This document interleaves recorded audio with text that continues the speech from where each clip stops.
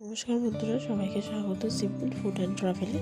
আজকে তৈরি করে দেখাবো মটর আলুর পাতলা ঝোল। ভিডিওটা স্কিপ না করে সম্পূর্ণ দেখার অনুরোধ রইল। ভালো লাগলে লাইক, শেয়ার, কমেন্ট করবেন, চ্যানেলটাকে সাবস্ক্রাইব করে দেবেন। চলুন ভিডিওটা শুরু করা যাক।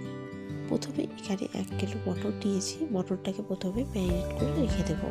মটরটা ভালো করে পরিষ্কার করে ধুয়ে তার মধ্যে জল ঝরিয়ে রেখে দিয়েছি। এবার এর মধ্যে পরিমাণ মতো 2 চামচ টক দই দিয়ে দিলাম।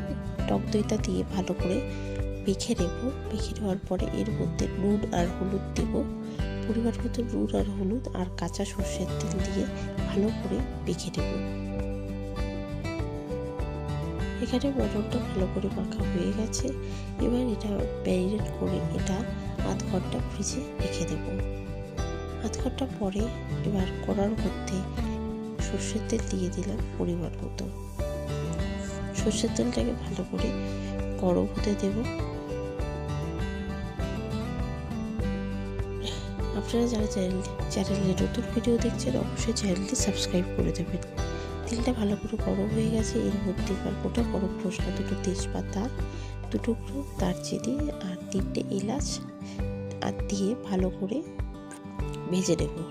2 মিনিট ভাজার পরে এর মধ্যে পরিমাণ মতো 2 বড় সাইজের পেঁয়াজ কুচি দিয়ে দিলাম। দিয়ে পেঁয়াজটাকে ভালো করে ভেজে নেব। এইভাবে যদি মটরের ঝোল আপনারা ঘরে তৈরি করে থাকেন অবশ্যই কমেন্ট করে জানাবেন। পেঁয়াজটা বেশ খানিকটা নরম হয়ে গেছে। এবার এর মধ্যে 4-5টা কাঁচা লঙ্কা দিয়ে এবার ভালো করে আবারও পেঁয়াজটাকে ভেজে নেব।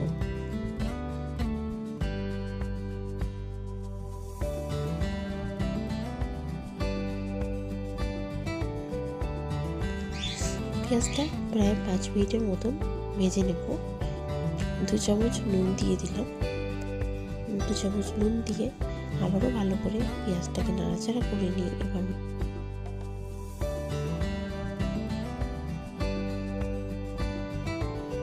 ম্যারিনেট করা মটনটা এবার দিয়ে দিলাম। দিয়ে ভালো করে নাড়াচাড়া করতে থাকবো। ভালো করে একবার নাড়াচাড়া করে দেব।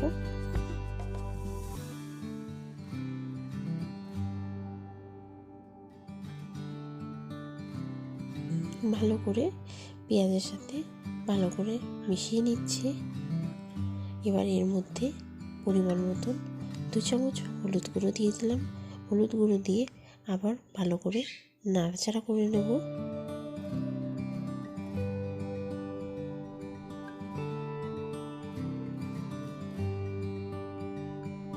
এর মধ্যে 2 চামচ আদা বাটা আর 1 চামচ রসুন বাটা দিয়ে দিলাম। 1 চামচ রসুন বাটা আর 2 চামচ আদা বাটা দিয়ে ভালো করে মাংসটাকে এবার কষাতে থাকবো। যতক্ষণ পর্যন্ত মাংস থেকে খুব সুন্দর তেল ছাড়ছে ততক্ষণ পর্যন্ত মটনটাকে ভালো করে কষিয়ে নেব।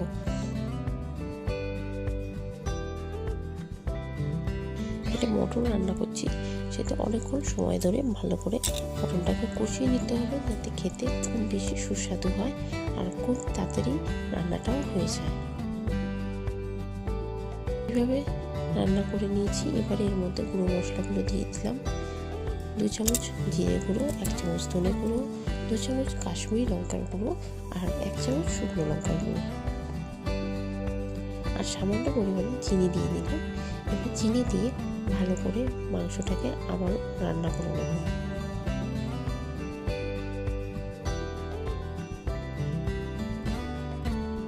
আপনারা যারা চ্যানেলটি সাবস্ক্রাইব করেছেন তাদেরকে অসংখ্য ধন্যবাদ।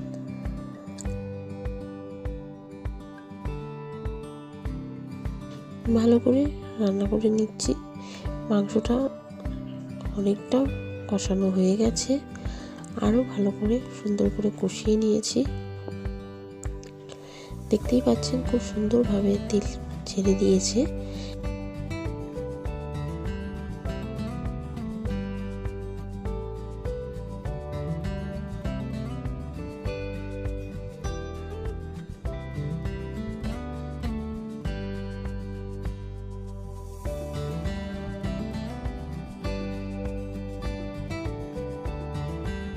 একটা পাতলা ঝোল করব, তার জন্যে মাংসটা খুব সুন্দরভাবে কষানো হয়ে গেছে, মাংস থেকে খুব সুন্দরভাবে তেল ছেড়ে দিয়েছে।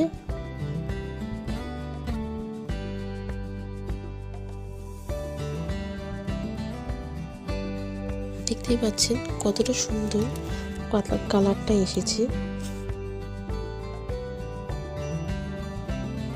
এবার এর মধ্যে সামান্য পরিমাণে জল দিয়ে আবারও, গরম জল অবশ্যই ব্যবহার করবেন, এখানে একদমই ঠান্ডা জল ব্যবহার করবেন না, এতে মাংসটার টেস্টটা একটু কমে আসে।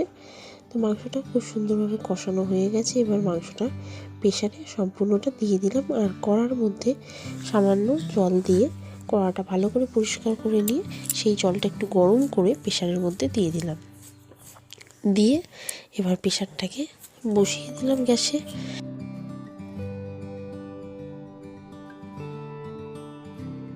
নাড়াচাড়া করে নিয়ে চাপা দিয়ে দিলাম। চাপা দিয়ে 3টে সিটি পড়ার পরে নামিয়ে নিয়েছি। নামিয়ে নিয়ে এর মধ্যে মাংসটা অর্ধেকের বেশি সেদ্ধ হয়ে গেছে। এবার এর মধ্যে পরিমাণ মতন আলুগুলো দিয়ে ভালো করে একটু পরিমাণ মতন জল দিয়ে আবারও চাপা দিয়ে 2টো সিটি দিয়ে নামিয়ে রেখে দিয়েছি, বন্ধ করে দিয়েছি। এখানে আলু আর মাংস সম্পূর্ণভাবে সেদ্ধ হয়ে গেছে।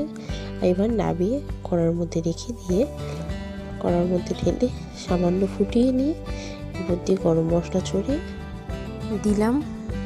এখানে খাসির মাংসের পাতলা ঝোল পুরো তৈরি হয়ে গেছে। আপনাদের ভিডিওটা কেমন লাগলো অবশ্যই জানাবেন। ভালো লাগলে লাইক, শেয়ার, কমেন্ট করবেন, চ্যানেলটা সাবস্ক্রাইব করে দেবেন, পাশে থাকা বেল আইকনে ক্লিক করে দেবেন যাতে সবার আগে আপনার কাছে নোটিফিকেশন গিয়ে পৌঁছায়।